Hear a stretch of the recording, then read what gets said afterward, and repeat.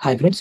పూర్వ కర్నూలు, అనంతపురం, కడప, చిత్తూరు జిల్లాలకు రాయలసీమ అను పేరు ఎలా వచ్చింది?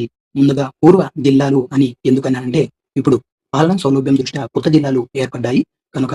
అయితే ఆ పేరు ఎలా వచ్చిందంటే 1928లో నంద్యాలలో జరిగిన ఆంధ్ర మహాసభ సమావేశంలో ఈ సమావేశానికి సర్వేపల్లి రాధాకృష్ణన్ గారు అధ్యక్షత వహించడం జరిగింది. అయితే ఈ పేరును ఎవరు సూచించారంటే, అనంతపురం జిల్లాకు చెందిన ప్రసిద్ధ పరిశోధకుడు, అధ్యాపకుడు చిలుకలూరి నారాయణరావు ఈ పేరును ప్రతిపాదించారు. అయితే గాడిచర్ల హరిశర్మోత్తరావు కూడా ఈ పేరు స్థిరపడడంలో కీలక పాత్ర పోషించారని భావిస్తారు. అయితే ఎగ్జామ్ పాయింట్ ఆఫ్ వ్యూలో చాలా ఇంపార్టెంట్ ఫ్రెండ్స్. రాయలసీమ అనే పేరు ఎవరు సూచించారంటే గాడిచర్ల హరిసర్వోత్తమరావు. మనకు ఆప్షన్స్ లో ఎవరిచ్చారనే దాన్ని బట్టి మనము ఆప్షన్స్ ని ఎన్నుకోవాల్సి ఉంటుంది. అయితే రాయలసీమ జిల్లాలకు రాయలసీమ అను పేరు పెట్టకముందు బ్రిటిష్ కాలంలో ఈ ప్రాంతాన్ని సీడెడ్ డిస్ట్రిక్ట్స్ అంటే దత్త మండలాలు అని పిలిచేవారు.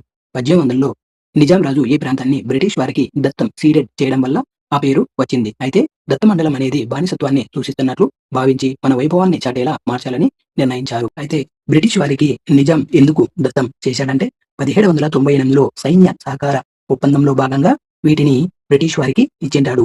ఎందుకంటే సైన్య పోషణానికయ్యే ఖర్చును భరించడానికి.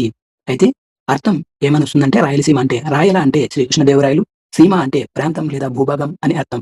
విజయనగర రాజులు ఈ ప్రాంతాన్ని స్వర్ణయుగంగా పాలించడం వల్ల వారి గౌరవార్థం ఈ పేరు స్థిరపడింది. వీడియో నచ్చితే లైక్ చేసి నా ఛానల్‌ను ఇప్పుడే సబ్స్క్రైబ్ చేసుకోండి ఫ్రెండ్స్. Thank you.